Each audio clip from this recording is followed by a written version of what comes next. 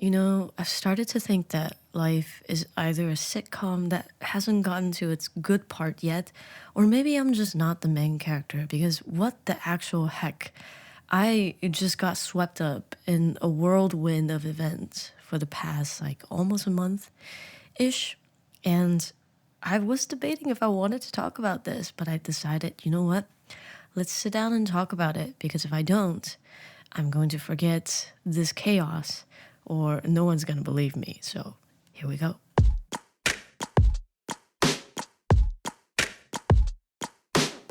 You know what? That was my ukulele. Let me pull out my receipts. When did we stop updating you about my life? Because I want to say, oh no, a sneeze is coming. I'm so sorry. I am still a little bit of sick. Who is it? Jeez Louise. Oh my gosh. Bless me. Thank you. Nope, there's one more. Why? I thought we were getting better. We were working so hard to to get better. I'm gonna talk about that train wreck later. But let's see. We started. When did I finish this? I went to see Korea Open in October. October, yes. And then we did a work review. Yes, we did. And then we watched Cha-Cha Real Smooth. Yes, we did. And then, okay, the last week of October is where we left off. Because on October 29th, that's when this whole reroute started. To preface that period of my life, I had just started working on another new short series called 28 Days of Magic. And this was actually like a collaborative series between my best friend and I. Because right after her OET finished, she had wanted to get back into the creative game. So I thought, you know what? How about I be your accountability buddy like we were back in the days when we were studying in college? And you and I will make shorts every single day for 28 days regarding this book called The Magic by Rhonda Byrne. And basically, that entire book is like 28 days of practices for you to be more grateful. It's like a laws of gratitude and laws of attraction. So we're like, okay, when should we start? To be honest, I was really avoiding it like a plague because I think I had PTSD from, what was it? From the Project 50, what is it? Project 50 series. I finished it. I didn't skip a day. But I just remember being so stressed during that period. I didn't want to go through it, even though it was only 28 days this time. So I didn't bring it up actively. However, one time during our routine FaceTime sessions, she brought it up and was like, hey, remember that 28-day series we talked about long ago? And I'm like, yes.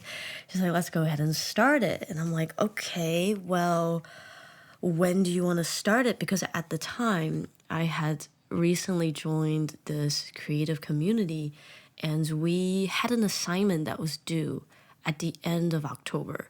So my original plan was to take my sweet time and edit that project. But since we were talking and then we were calculating the days, it would be 28 days. So since it's a series about gratitude, maybe we should have it end the day before Thanksgiving Day. So after we did our grow math, it turns out in order to finish on the 22nd, which is the 22nd of November, which is one day before Thanksgiving, we would have had to start October 26th.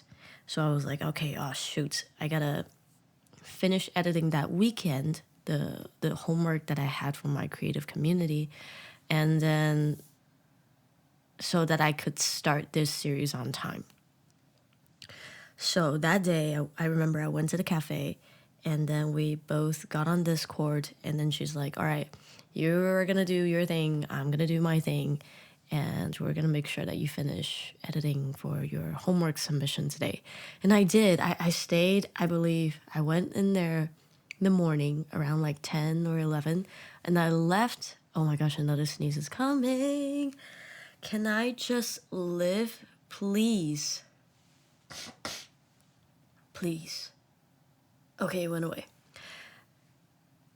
And I think I left around like 8 p.m. But everything was completed. I just had to like upload my thumbnails and XYZ. So I was really happy with that. But off we went with the 28 Days of Magic series. So every single day we will read a designated chapter in the book, and then they would give us some like a very, very specific guide into what we have to do that day. So for example, let me see if I can pull up day one. Boom, boom, boom, boom. Day one was about count your blessings. So 5 steps for that day. First thing in the morning, make a list of 10 blessings in your life you're grateful for. Number 2, write why you're grateful for each blessing. Number 3, go back and read your list either in your mind or out loud. When you get to the end of each one, say the magic words, thank you, thank you, thank you, and feel the gratitude for that blessing as much as you possibly can. Number 4, repeat the first 3 steps of this magical practice every morning for the next 27 days. And they were not kidding. This was repeated for the next 27 days. Number 5, read tomorrow's magical practice today. So yeah, I follow that regime every single day. What I would do is the night before, I would read the chapter, kind of like a preface, because every single day there's a theme. Like one is about money, one is about relationships, one is about like work. And while during my commute from work to home, I would try to finish my script so that when I get home around like 11, I could record my voiceover. And the next day when I wake up, I really try to get up at 7 or 8 and then edit until 11. But eventually that timeline got pushed later and later as the project went on because I was just tired. And I would finish it before I go to work, schedule it to post that day at 7:55-ish p.m. And then I would repeat the whole process. Like I would film throughout the day and then make the script on the way home, do the voiceover, and then edit in the morning. So that's what I did for the 28 days. I don't have to tell you every single time because every day was basically the same. But in between, I still try to have fun. One thing I stumbled upon was this animation series called Pluto. So usually once a week, Charo and I try to have dinner together. Usually ends up being like more than once a week, but I remember that day we had our food ready and then we were sitting at the dinner table, and then we were thinking about, okay, what should we watch? Because we finished Umbrella Academy, just the first season, and then we were looking for something new, and then we saw this one thing. It says Pluto. I didn't know Pluto, but Taro got so excited. He's like, oh my gosh, I read this 10 years ago when it was just manga. I can't believe they made an animation. I was like, what is it about? He's like, do you know Astro Boy? I was like, yeah, I freaking remember Astro Boy. He's like, yeah, this is basically a spin-off of Astro Boy. So I thought, okay, like I faintly remember Astro Boy was really, really popular when I was back in China. And I thought, but I never really seen the animation. So I said, okay, let's go ahead and watch it. Oh my God, that series is a masterpiece. Every single episode is, it's like centered around one of the robots. So basically the storyline is there are 7 very, very advanced AI robots in the world, and one by one they're being targeted. And then they're trying to figure out, why are these robots being attacked? What is happening? And then as this detective robot was trying to investigate the whole thing, there's this like whole dark past that was uncovered, and then these organizations, these people, these AIs. But the storyline was just so intricately written, and the emotions that were embedded in each character was out like every episode is not it's not like a standalone episode, but when they pick that specific character to focus on, they just shine through that entire story arc, and everything like at the end was just beautifully woven together. I you end up feeling sympathy for all of the characters, like all of them, good or bad. And it just, at the end of the day, it this was written like 10-ish years ago, and it's just been recently animated, but the way that they've approached AI and, technology and that relationship between human, it just really highlighted the importance on humanity and that devastating impact of war and hatred, which I feel like in the time that we live in now, it's a necessary read. Not really a read, you should watch it. Whether humans are deserving of robots, or are we, really prepared for the continued advancement of AI, because once we start investing in AI, that advancement is not going to stop. But I don't think we're truly grasping the gravity of how much that could impact our life. And Pluto really just opened a new world for me. It's really a timeless masterpiece, and that was the little spark of light that kept me going while I was grinding with the new series. And another thing that I was really looking forward to was my island trip. So when did I plan my island trip? Let's see. La, la, la, la, la, la. November 4th. Okay, so in November 4th, I had originally planned for an island trip that Taro and I visited a year ago. And I was really excited, looking forward to it, because I thought, a new location, I'll be able to get some new shots, new perspectives, maybe some new insight as well. But as we were inching towards that weekend, we were going to leave on a Saturday and come back on a Sunday. The weather got really, really bad. And it was kind of like storming. And we were told that the trip, the island, the host family, they had canceled our reservation, refunded our reservation, because they told us that because the rain is so the rain and the wind was so unpredictable, the ship won't be able to get close to the island safely. So if we were to get there on Saturday before the rain gets really, really hard, we wouldn't be able to leave on Sunday because of the waves. So we ended up, what did we end up doing? We ended up, well, we ended up finishing Pluto, and I bought a book that I really, really liked. Well, I started reading the ebook version, but it got to a point that I liked it so much, I wanted to continue reading the rest of it on the physical copy. And you might have heard of this book plenty of times if you are in the creative field. It's called The War of Arts. Yeah, had some really good insights on how to counter your resistance when you are trying to create. And a lot of the pages spoke to me, so I thought that I should continue to read it. And I really wanted a book where I could annotate it rather than just on my ebook. I mean, I could still annotate on my ebook, but it feels different. And then what else did I do? That Sunday we decided to go to Costco and get some sushi platter, and that was it. So November, like the beginning of November, was rather peaceful. I was gearing up for the last few weeks left on my contract, because this was actually my last term, and my term wraps up on November 24th, which is a Friday. So as we were getting closer, not only was my series getting close to finishing, I was also, trying to prepare and get ready for concluding my journey at my company per se, because this was the company that had kickstarted this entire journey.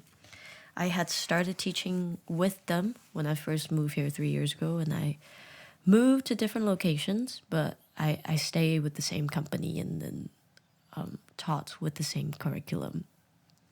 It felt really bittersweet, but it wasn't as hard as it felt the first time around when I left my first branch.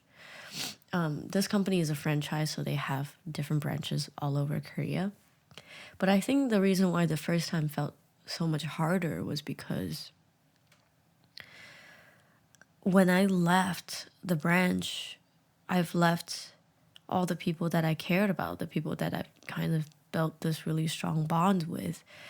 Yes, the branch I was trying to leave was a freaking Titanic, and then we were inevitably sinking, and I got out before it actually sunk like Ocean Gate. But I really felt a very close bond with all of them. So when I left, it felt like I was leaving home to go to college, and that really pained me. But this time when I'm leaving my current branch here, it felt bittersweet, but not as bitter as before. I think that's because the people that I did connect it with, they've already left. You know, some of them went back to the States, some of them just switched to do different things. And maybe that's also me feeling more immune to just seeing people leave, because, you know, Korea is not a permanent destination to most of people. It's just sort of a temporary pit stop, whether they're just trying to live their study abroad fantasy a little later, or they are just hopping from one country to the next. Good for them, but I think that's why it's hard to feel a sense of home, or like a sense of community per se. So I was preparing myself to feel sad, but luckily it didn't feel as sad as I thought it would. And while I was getting ready, I was also stressing to prepare my visa. Oh my God. Okay, so initially, my intention was to switch my current visa, which is like an E2, to a different kind of visa. It's called F4, F2, F27. I don't remember anymore. See, like I ever since I learned that I can't do it, I just completely erased it from my brain. So it's a points-based visa, and after my ghetto calculation, I learned that I had enough points to apply for that visa. So all the way up to November, I've been trying to call the immigration to make sure that what are the documents that I needed and how can I acquire them. So I got like my tax documents, I got my income report, I got all these certificates and whatnot. And then as we were inching closer to my immigration office appointment, which was like November 15th, nope, yes, November 15th, just a few days after my 3rd-year anniversary here, I realized, wait a minute, the amount of points that I have would only, if I get approved, would only guarantee me 1 year of that visa stay. And I'm like, well, it's not like I'm going anywhere or quitting any jobs for the foreseeable 365 days. So there's no really any reason why I am trying to go for that more expensive and more complicated visa. So I thought, you know what, let's just stick with the regular E2 visa. And, you know, somewhere down the road, if it's time to switch to an F visa, then we will. So I decided to cancel my appointment and apply online to renew my E2 visa, because I currently have an E2 visa, so it's easier to just renew online that way. So I submitted the day after I had that revelation. I think it's around like November 9th. Then I get a call from my new company, the company that I decided to sign with for 2024. And they had asked me about my progress regarding to my F visa application. So they're like, so Julie, how's your F visa preparation going? And I was like, well, actually, I decided to just go with an E2 because blah, blah, blah, blah, blah. And they say, oh, and have you applied? I said, yeah, I already, don't worry, I already resubmitted my documents and it's actually pending now. They just received it yesterday. And that was that. But then later, at about, I think it was like 7 p.m. ish, excuse me. And then he called me back again, like, please let me know when you're available to take a call. I was like, well, I could take a call now. And he called me and he was like, actually, we need you to cancel it. I was like, why? Because we would actually take care of it. Like the company itself would take care of your like regular visa application so that it would be expedited to make sure it's processed before your current visa expires. I was like, oh, okay, that's nice because we have to do it on our own for my old company. So it's like, yeah, please cancel it and we'll take care of it. But then I asked, well, ever since I learned that if I'm not gonna wait for an F visa, because the F visa process was gonna take about like 6 weeks, that's why I wanted to start early. But then if I can just do an E2, it's gonna be processed within a month. And I thought, wait a minute, I have 1 week gap between when I finish my contract here and when I start my new contract. At the beginning of in September, I had fantasized about going to Hong Kong because I wanted to do one international travel at least once a year. And I've just, this idea of going to Hong Kong just been blossoming like a freaking pineapple, okay? And I was like, oh, I want to go to Hong Kong.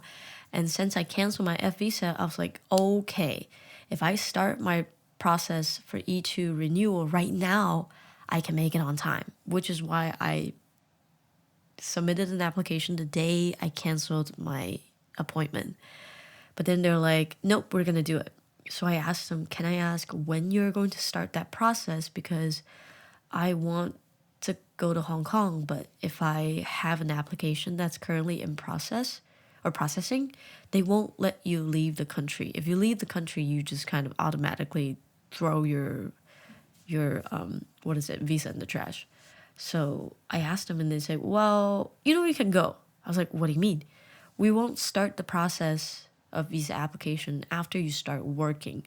So that's going to happen after my 1 week break. So I said, perfect. That day, I think that Wednesday, went back, spoke to Taro about, do you want to go with me to Hong Kong? Like I can speak Cantonese and then we can do maybe like a 2-day, 3-day trip. And then we talked about it and decided to give it a go. So Wednesday, I booked ticket. He couldn't find his passport. Turns out it was at home, but we didn't know that. Couldn't find his passport, so he applied for a new passport. And while he was waiting, I helped him book his tickets, and then I started rigorously planning. So I started going through my reels because I've saved these list of countries that I wanted to visit. So I had like Japan and then Taiwan there and also Hong Kong there, like all these places I wanted to go. And I was like, this is my time to shine. I knew this would come in handy. So I started bookmarking all the places on Google Map. If you like zoom in on Hong Kong, all you're gonna see is like milk tea and food. There's no like little to none sightseeing places that I wanted to go see in Hong Kong. I literally wanted to land, eat dim sum, and then like siu mai, and then freaking drink milk tea till I drop.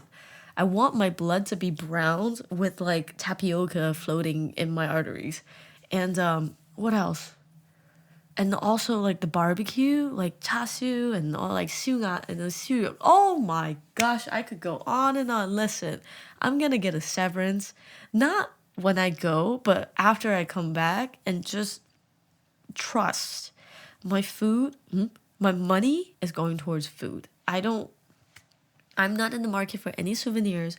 I don't want to buy anything. I'm just gonna bring my camera in my little bag with all my batteries. I'm thinking about bringing my tripod. She's a little thick. I'm not sure if I'm gonna bring her realistically, but I feel like, if I'm gonna fly all the way over there, might as well bring her. And I want to bring back so many freaking like Vita soy milk, or like lemon tea, or like I miss Hong Kong. I've been to Hong Kong 5 years ago, and I think at the time we only stayed 2.5 days. I was there with my mom and my mom's friend, but it felt a little rushed, and this time I just want to take it at my own tempo. I'll be going there like one extra day. I was debating between 3 days or 4 days, but then eventually decided on 4 days because Taro can come back and then look after Uni. And since I've already flew all the way out there, my original intention was to stay in Hong Kong for like an entire week. But realistically speaking and safety wise, it's nice to have Taro with me. So I think 4 days more than enough. I'm not going to go to the islands to look at the temples. So I think just to kind of like walk around in Central, as well as like Kowloon and like the other part. I just want to like go. The most sightseeing that I would do is probably like the Star Ferry across the Victoria Harbor. I've already been to the peak. I've already been to the tram.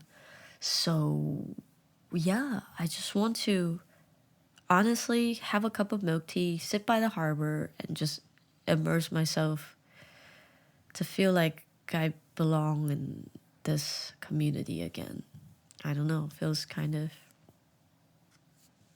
something I miss. I think Cantonese is not something that I get to experience a lot, especially here.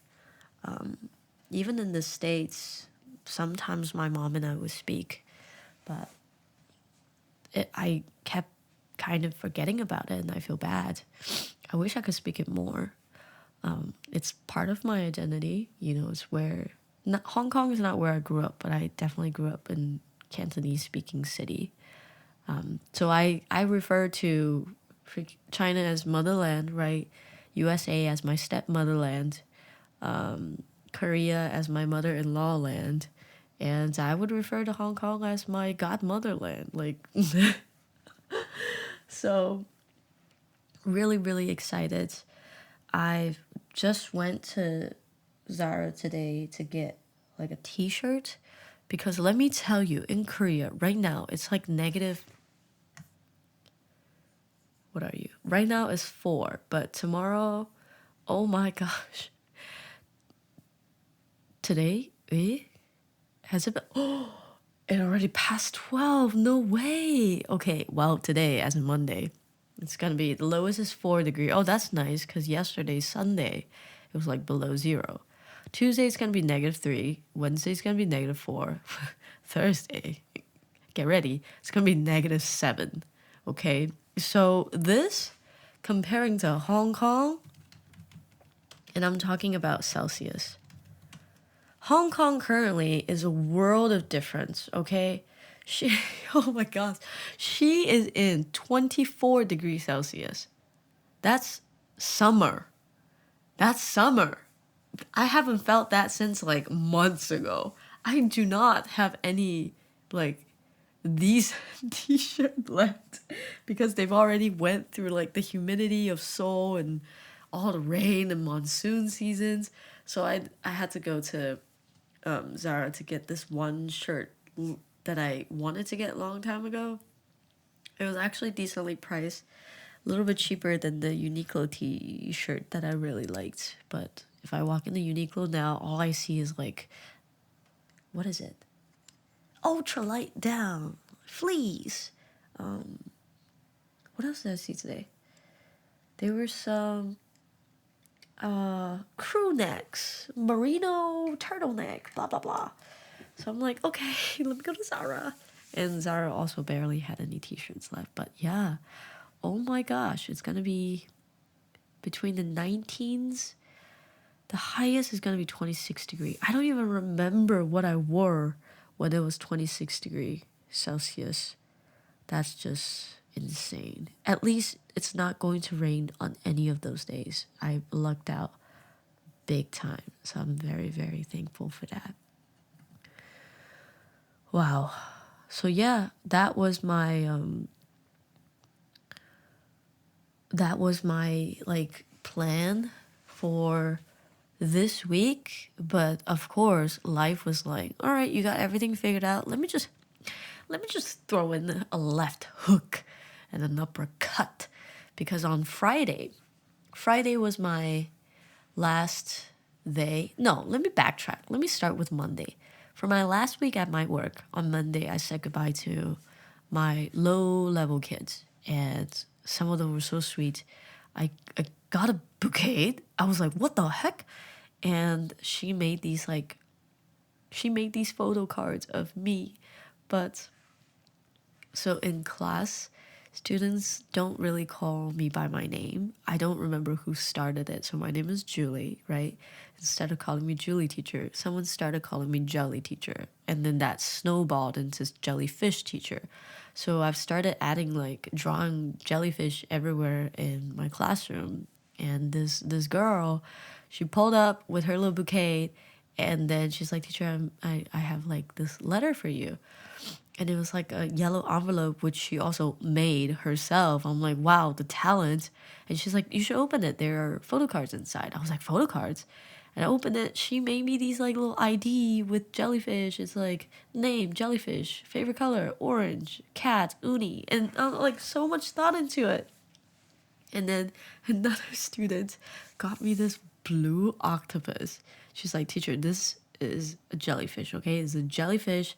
I was like, but it got 8 legs. So like, nope, it's a jellyfish. I was like, okay, it's a jellyfish. I'll name it Uno, because, you know, Uni, Uno. I was going with Uno or Una, and they were like Uno. So I was like, okay, Uno. So that was really sweet, really touching. Tuesday, what happened? Tuesday was okay. Wednesday was okay. Thursday was okay. Except the fact that that day I had to sub a class at night. So usually I only have a half day and I end at 7 p.m. So for that day, I had to sub a class from 7 to 10. It was a debate class. After I finished the class, I was heading to subway station, as one does. And at the terminal where you scan your card, I turn around and look at my magnetic wallet. Usually it's just like, I don't even think about it. I flip my phone around, take out the wallet, push the cards out, and I beep, and I move on, right? I flip my phone, take off my wallet, push the card. Why is there only one card? So usually the magnetic wallet can hold up to 2 cards. One is my ID, one is my debit card. And I'm looking, just really staring into the crack between my wallet. I'm like, where is my debit card? I searched my pockets, I searched my backpack, it's not there. And I sent a message in our chat, in our group chat, and I was like, you know, it's a long shot, but has anyone seen this like debit card? Nothing. So I was like, shoot. The reason why it was so frustrating is because the debit card doubles as your transportation card. So that every single month, instead of me topping up a transportation card, they just deduct it from my debit card every single month. I'm like, well, I don't have any cash. Seoul is pretty much a cashless society, unless you go to like the tourist spots and then you want to eat like street food. So I'm like, okay, crap. At least I have my mobile payment app. I have this app called Kakao Pay, and I have all my cards registered on there, luckily. Something that I wanted to try it out, and it worked, and I never really used it before, but now it's coming in clutch. Okay, so I pull up, I'm like, okay, I need a transportation card.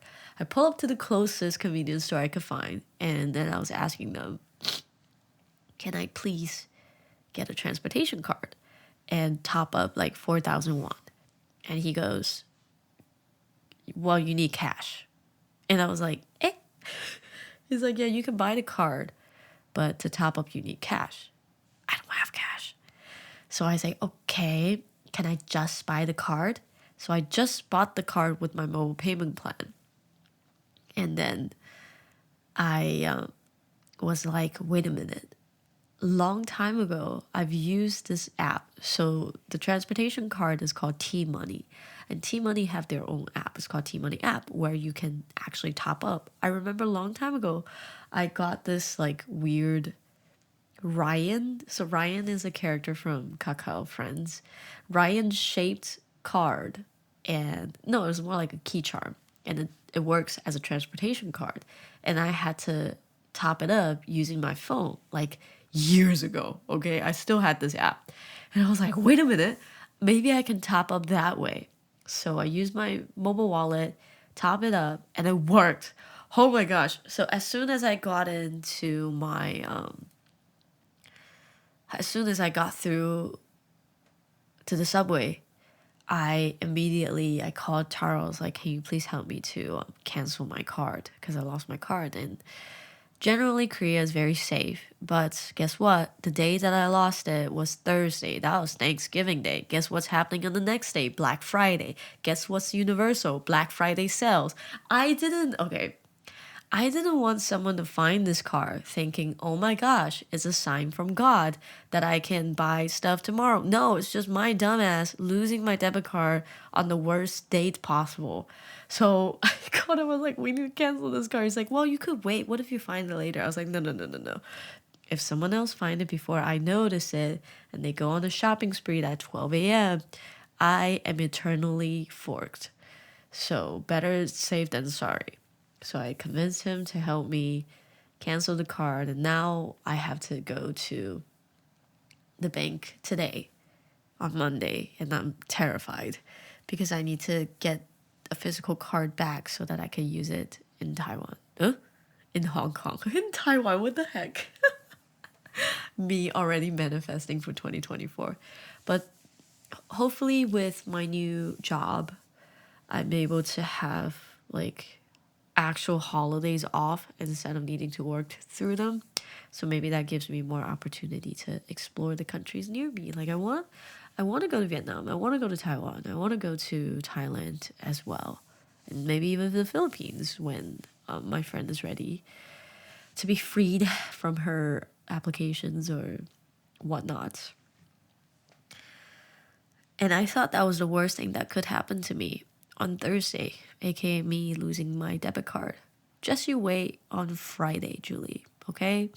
On Friday, I started feeling the tinglies. No, not the tinglies to be like a Spider-Man or a Spider-Woman or Spider-Girl. No, it was the tingly for an imminent sickness that was going to rock my world. That night, I started feeling a little bit lightheaded. I think mostly it's because of my congested nose. But when I got home on Saturday, I was due for a Skype call with my friends in Cali and Florida. However, when I woke up that day, I felt like my bones fell out. Like, that's the best way I could describe the whole situation. It's like nothing was connecting, nothing was holding me up, and I felt really heavy. I felt like a bag of bones. And I woke up like, oh, I feel really crusty. And then we're just FaceTiming, and then they're like, you're sick. I'm like, yeah, but I have to run these errands. I need to go to Zara. I need to go to Uniqlo. I need to go to Daiso.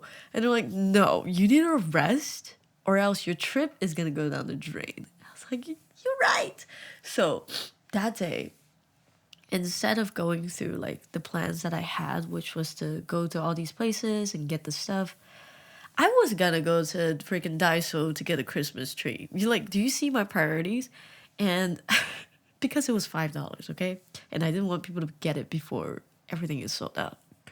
And then I nose, my nose. I decided that whole day, I ordered seaweed beef congee and some steam egg, just comfort food to feel a little bit more energized. And then I slept. I slept so well. Like I ate and I immediately went to sleep. And I woke up again. I don't even remember when I woke up. I think around like 3 p.m. And Taro came back from his like basketball sessions and he's like, how you feeling? I was like, not great. So he went to get some daikon, which is like radish and beef, and he made me soup. And that night we ate soup and I slept again. And I woke up at around like 5 a.m. feeling much better than before. I think it's all the soup and the sleep. And which is today. And today my goal was to go to cafe to finalize my script because I wanted to start writing a script to kind of help me anchor what I was going to film in Hong Kong as well. But it wasn't, like, it was just not, I felt so frustrated, but it wasn't working out. It didn't turn out the way I wanted to, and the pieces are not connecting. I felt like I was not doing my best. And I kept being hung up on the fact that it was not connecting to a point where it's like, no matter what I do, it's just crap. And I was like, should I just scrap this whole thing and then write entirely about something else? But then I thought, no, maybe you just need to walk away and maybe you just needed to walk away and do something else until new inspirations hit you. So I decided to clean up Uni's litter box, did my dishes, made myself some citron tea that's before this podcast, but now it's already cold. And I, contemplated, should I make this podcast? Even though it's so much later and I would possibly sound like Donald Duck because of my nose. But then I decided that it'd be good for an update for you or for me. Maybe a few months down the road, a few weeks down the road, it helped me grasp the situation, or I could use this to leverage the highs that are about to come in Hong Kong. Who knows what would happen in Hong Kong? So this is just my little placeholder for how things are as of now.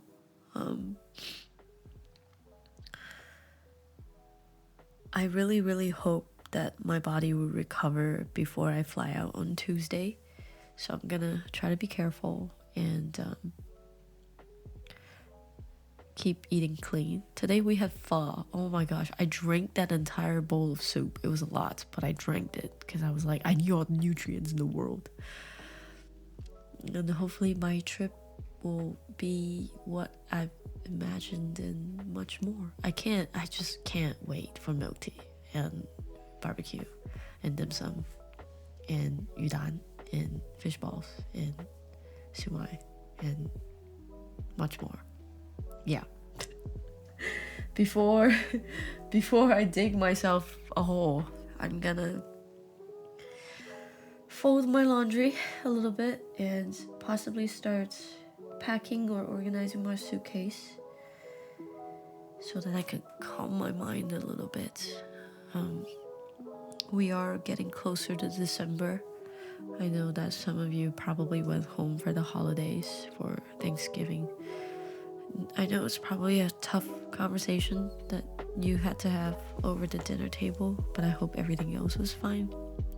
Most importantly, a lot of people are getting sick around me. I think it's just this year-end of toxin release. Stay safe, try to eat clean, and make sure you hydrate yourself, plenty of vitamin C. And I will see you very soon, hopefully, as I update you with my new job situation. But thank you, as always, for tuning in to the 78th podcast of Lactose Intolerant. I apologize for my nasally voice. I hope it wasn't too irritative irritating to your ears. Other than that, stay safe, stay aware of the things that are going around in the world, and don't forget to tell your loved ones that you missed them and make sure that they're doing okay. All right, talk to you next time.